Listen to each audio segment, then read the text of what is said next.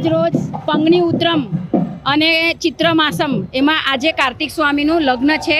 એ લગ્નના ભાગરૂપે અમે લોકો બધા જાનૈયા બની સુસાગરથી સ્ટેશન મંદિર છે કાર્તિક સ્વામીનું, અમારા સાઉથ ઇન્ડિયન મંદિર છે, ત્યાં એમનું અમે જાનૈયા બની અને આ દૂધનો ઘડો લઈને જઈએ છીએ।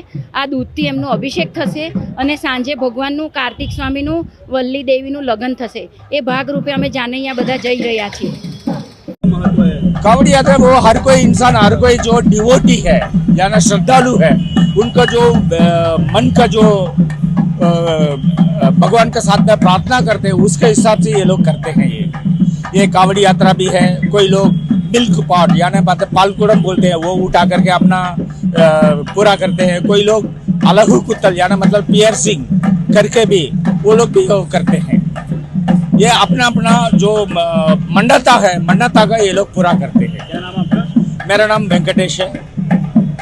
श्री जय अंबे कार्तिक स्वामी ट्रस्ट द्वारा आज 55મું કાવડ યાત્રાનું આયોજન કરવામાં આવ્યું હતું, જેમાં સુસાગર તલાવથી જે યાત્રા છે તેની શરૂઆત થઈ હતી અને રેલવે સ્ટેશન શ્રી અંબે જય કાર્તિક સ્વામી ટેમ્પલે પહોંચી હતી।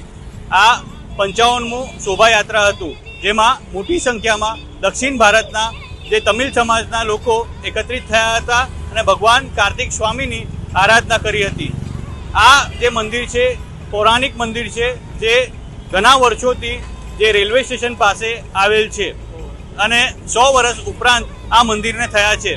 દક્ષિણ ભારતની સંપ્રદાય સંસ્કાર આજે પણ વડોદરા શહેરમાં જીવિત છે અને જે કહી શકાય પંગની ઉત્તરમ એટલે આજે જેમ કે શિવ અને ભગવાન શિવજી અને પાર્વતીજીનું લગ્નનો દિવસ, એવી જ રીતે ભગવાન મુરુગન સ્વામી જે કાર્તિક સ્વામી છે તેમનું લગ્ન વલ્લી જોડે થઈ રહ્યું છે।